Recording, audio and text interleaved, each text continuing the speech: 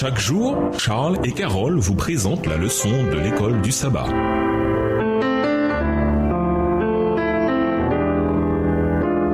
Bienvenue à votre émission. Dieu nous parle. Nous voilà à la leçon de jeudi, marcher dans la sagesse. Quelle est la vérité la plus importante que nous pouvons connaître en tant que chrétiens? Évidemment que Jésus-Christ est mort pour nos péchés et que par la foi en lui, nous pouvons avoir la vie éternelle. C'est une vérité que nous n'aurions jamais pu comprendre par nous-mêmes. C'était une vérité qui devait nous être dite ou révélée et elle nous a bien été révélée dans la parole de Dieu. Il y a beaucoup de vérités, de connaissances et de sagesse dont nous n'aurions jamais eu connaissance si Dieu ne nous les avait pas révélées dans sa parole. Mais cette connaissance et cette sagesse ne nous ont pas été données simplement comme des choses à savoir. Nous devons plutôt vivre ces vérités, ces connaissances et cette sagesse dans nos vies. Lisons Colossiens 4, versets 5 et 6. Selon Paul, dans quelle situation avons-nous tout particulièrement besoin de marcher dans la sagesse? Version Darby. Pourquoi cela? Colossiens 4, les versets 5 et 6. Conduisez-vous avec sagesse envers ceux du dehors et rachetez le temps. Que votre parole soit toujours accompagnée de grâce, assaisonnée de sel, afin que vous sachiez comment il faut répondre à chacun. Nous avons beau être chrétiens, malheureusement, nous sommes parfois tous sauf chrétiens. Et comme Paul l'a indiqué en citant Isaïe 52, verset 5, Israël était également une pierre d'achoppement pour les incroyants, car le nom de Dieu est à cause de vous blasphémé parmi les païens, ainsi qu'il est écrit Romains 2, verset 24, version Colombe. Notre manière d'agir envers les autres, en particulier ceux qui ne partagent pas notre foi, est très importante, voir Tite 2, verset 5, 2 Pierre 2, verset 2. Un foyer chrétien, un rassemblement de jeunesse pour prier plutôt que pour faire des bêtises, de petits cercles de bonté et un esprit calme et patient en dit long à ceux qui nous observent pour déterminer la sincérité de notre profession de foi. Dans Colossiens 4, le verset 6, Paul se concentre particulièrement sur les paroles que nous prononçons. Que votre parole soit toujours accompagnée de grâce. Nos paroles ne doivent pas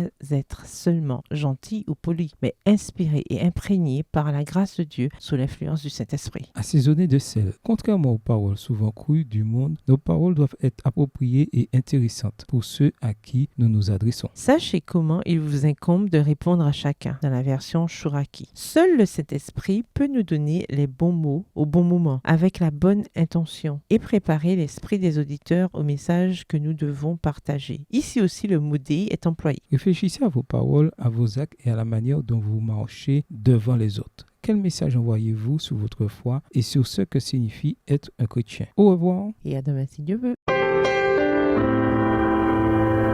Dieu nous parle. Chaque jour, Charles et Carole vous présentent la leçon de l'école du sabbat.